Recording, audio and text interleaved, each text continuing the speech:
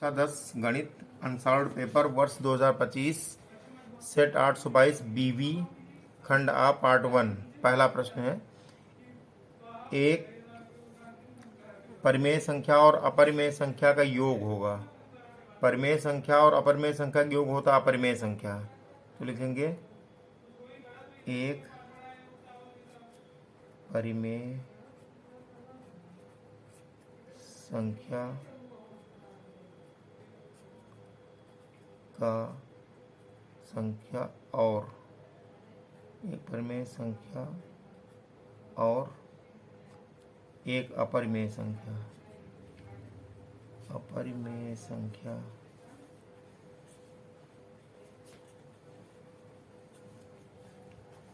का योग अपरिमेय संख्या होगा। अपरिमेय संख्या होगा। अतः विकल्प डी सही है।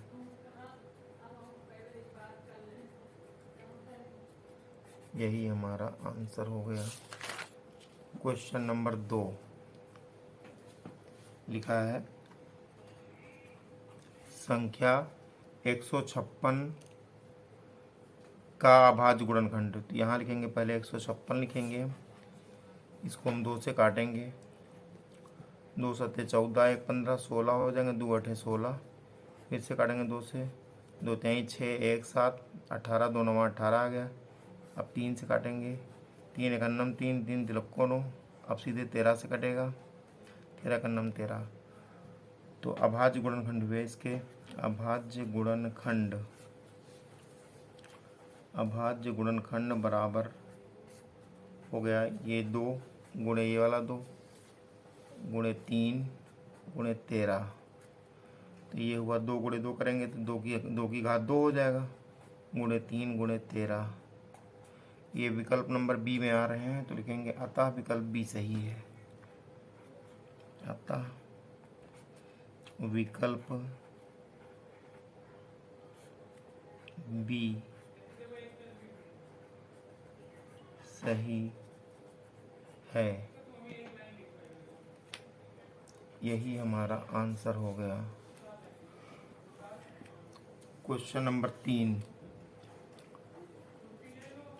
में लिखा है, यदि 3x प्लस 5y बटे 3x माइनस 5y बराबर 7/3 हो तो x अनुपात y का मान होगा।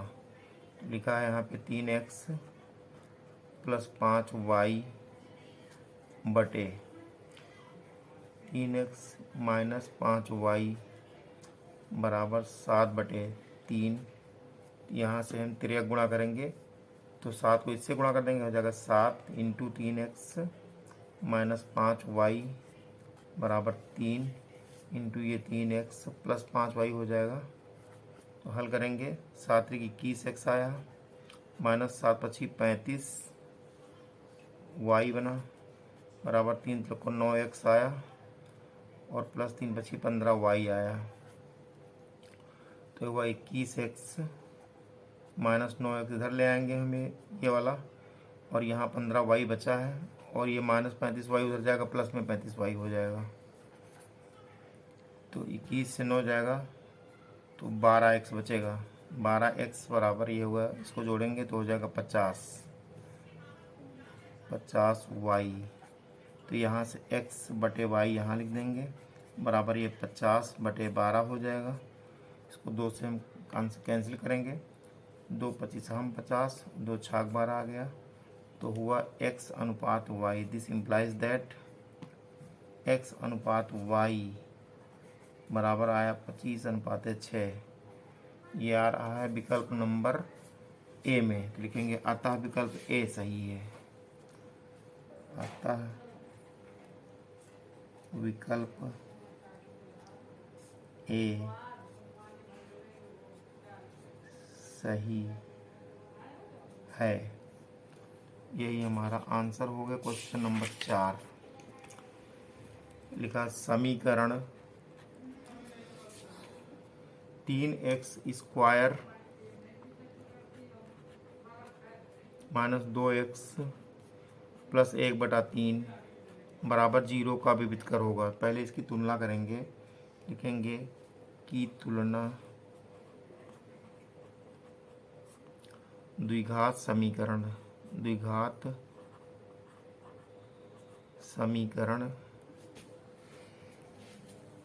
ax² plus bx plus c बराबर 0 से करने पर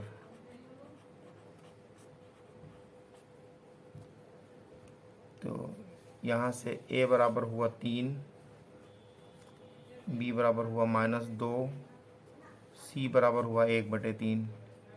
अब निकालना विविधकर, तो विविधकर का सूत्र होता है, चूंकि विविधकर बराबर होता है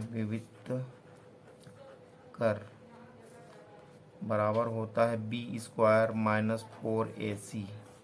तो यहाँ पर हम मान रखेंगे, तो b का मान है -2, तो -2 का स्क्वायर लिखेंगे, -4, a का मान है 3 गुणे c का मान 1/3। ये 3 3 कट गया, यहाँ से 2 दूनी 4 आया, -4 हो गया, बराबर 0 आ गया। तो 0 आ रहा, विकल्प ए में आ रहा, लिखेंगे अतः विकल्प ए सही है। अतः विकल्प ए सही है। यही हमारा आंसर हो गया क्वेश्चन नंबर 5 में। लिखा है कि निम्नलिखित सारणी का माध्य होगा। तो यहाँ सारणी बनाएंगे, पहले हम लिख देंगे यहाँ वर्ग अंतराल और यहाँ लिखेंगे मध्यमान को हम x कहते हैं, और ये बारंबारता है, बारंबारता को x कहते हैं, f कहते हैं, बारंबारता को f कहते हैं। और फिर यहाँ fx कर लेंगे, f गुणे x करेंगे। ये टेबल हमारी बनेगी इस तरह से।